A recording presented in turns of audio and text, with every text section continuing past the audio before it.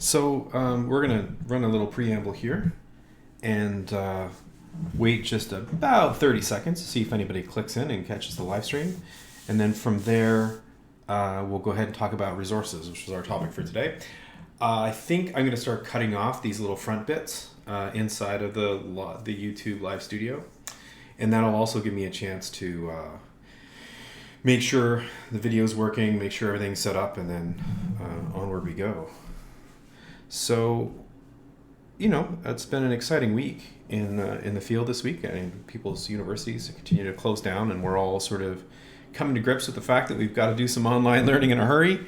And then today, hopefully, we'll have some more sort of direct practical advice.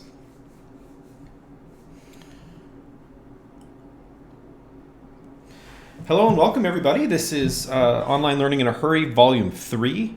And today we're going to talk about resources. We're going to have a slightly more direct, sort of practical conversation, less about the sort of mindset that we need to get in and more about the things we actually need to get done.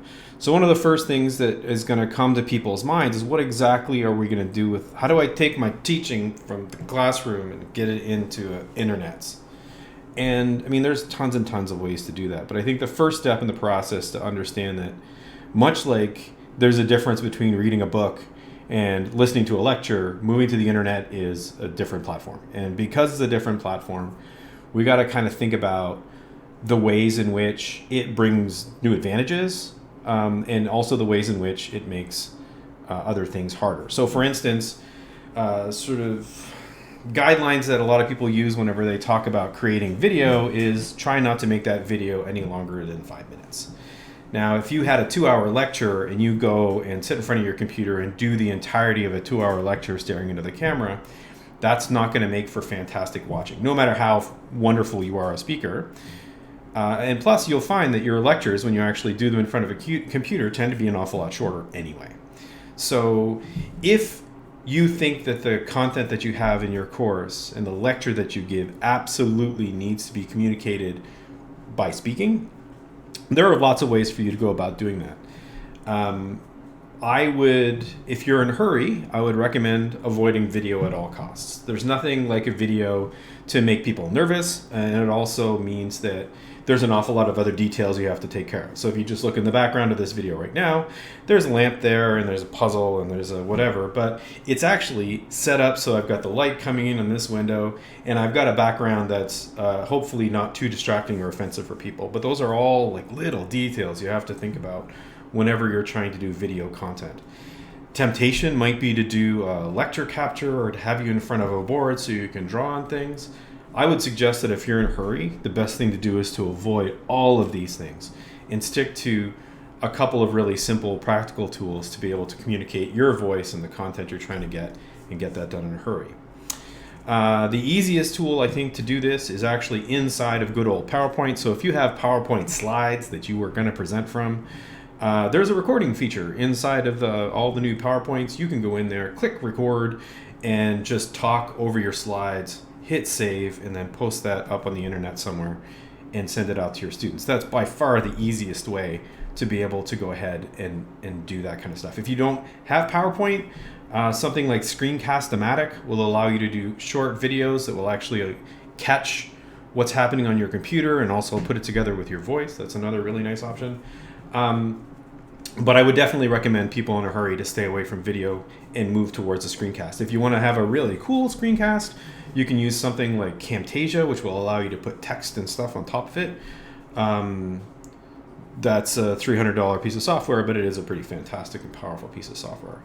So if you've got to replicate a lecture directly, use a screencast. There's a couple of pieces of software that will allow you to do that. I would say, however, that every different medium has a different bit of power to it. So this is Decline and Fall of the Roman Empire by Milman from 1850. And inside of this are all of the little notes that Milman made while he was reading over and editing this book. And it makes for really fantastic reading. So you have the author's writing, and then underneath it, you've got the editor, or in your case, the faculty member or the teacher, talking about the content. There are a lot of good ways to do this on the internet.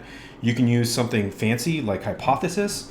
you could print off an article you wanted to talk about and actually just write in the notes and scan it. You could use a PowerPoint and type in text, but I think lining up text with text is another really nice way of using that ability, that digital power to be able to get your message across. So sort of annotating those things would be a really nice way to get that done. So there are a lot of ways to do that. You can just point to articles that already exist. Another piece of advice in terms of content, if you're doing like an introductory course and you have a textbook and you have some expectation maybe that a lot of your students don't have that textbook, I would heartily advise you to go check out the Connections project at Rice University. That's Connections with an X. And they have open source first year textbooks that you can use. You could use chapter 14 and just put it onto your website and use it in that way and have students get content straightly from an excellent open textbook for free. And I think that's the last piece. There are a lot of open resources online that you can use. If you put in OER and whatever it is you're doing, you're likely to come up with something that you can put directly into your course and not have to create yourself. Because this is the sort of final message here, is that whatever it is you're teaching, somebody else has probably recorded or written or done something else about what you're doing, and it is probably already on the internet. And while you may have a specific flavor that you think is really important, you can add that. But there are lots of resources out there that you can find and reuse, and I would heartily advise you to go out and try to find those. So that's it for today. I hope you guys are having a great time, and let us know if there's anything you need. Take care.